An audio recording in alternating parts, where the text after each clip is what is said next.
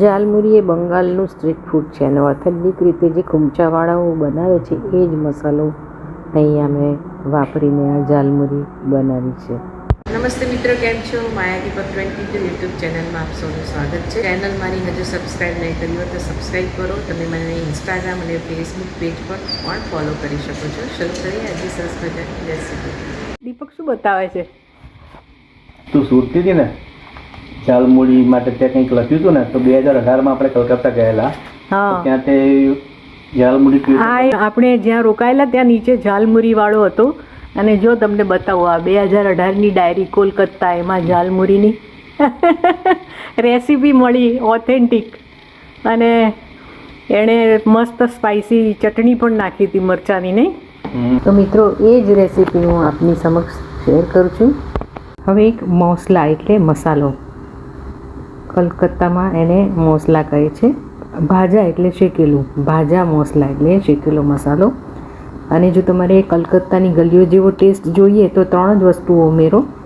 ઘણી રેસ્ટોરન્ટમાં fancy style બનાવવાની સુગંધિત ટેસ્ટ માટે તેઓ ઇલાયચી, તજ, લવિંગ પણ ઉમેરતા હોય છે. 1 ટેબલ સ્પૂન ધાણા, 1 ટેબલ સ્પૂન જીરું અને થોડા મરચાં, એને ધીરા તાપે 2 મિનિટ શેકી સંચળ પાવડર અને આમચૂર પાવડર ઉમેરીએ છીએ. ઠંડુ થાય એટલે વાટી લઈએ છીએ. મમરાને થોડા કુરકુરા કરી લીધા છે, કડક જ છે. એના હોય તો તમારે ગેસ ઉપર સહેજ કડક કરી નાખવાના. અને આ ડબ્બો મેજિક ડબ્બો, આવા ડબ્બામાં જે લોકો બનાવતા હોય છે. તો પહેલાં જશે ડુંગળી, ટામેટાં, બાફેલા બટાકાના ટુકડા, લીલા મરચાં. આ તીખી હોય છે એટલે ઝાલ એટલે તીખું કહેવાય, એટલે તો મરચાંનો જ ટેસ્ટ સરસ આવે છે આમાં. બાફેલા ચણા, બાફેલા વટાણા, તીખી સેવ, ચણાચોળ, મિક્સ ચવાણું, શિંગદાણા, એકલા લીલા મરચાંની ચટણી, કોથમીરની નથી ઉમેરવાની, ટોપરું, અથાણાનો રસો, મસ્ટર્ડ ઓઇલ. આ 2 ખાસ ઇન્ગ્રીડિયન્ટ્સ હોય છે. કાચી કેરી, કોથમીર, ભાજા મોસલા. એનો ટેસ્ટ બહુ સરસ આવે છે. ને ગલીઓ જેવો ટેસ્ટ હોય તો આ રીતે જ મસાલો બનાવજો. ને મિક્સ કરી લઈએ છીએ. અને ઉપરથી લીંબુનો રસ. મમરા હોય એટલે આપણે ભેળ જ કહેતા હોઈએ છીએ, પણ થોડું ટેસ્ટ ડિફરન્ટ છે. ટ્રાય કરજો, બહુ સરસ લાગે છે. મસ્ત મસ્ત ટોપરું અંદર, ઝાલમુરી,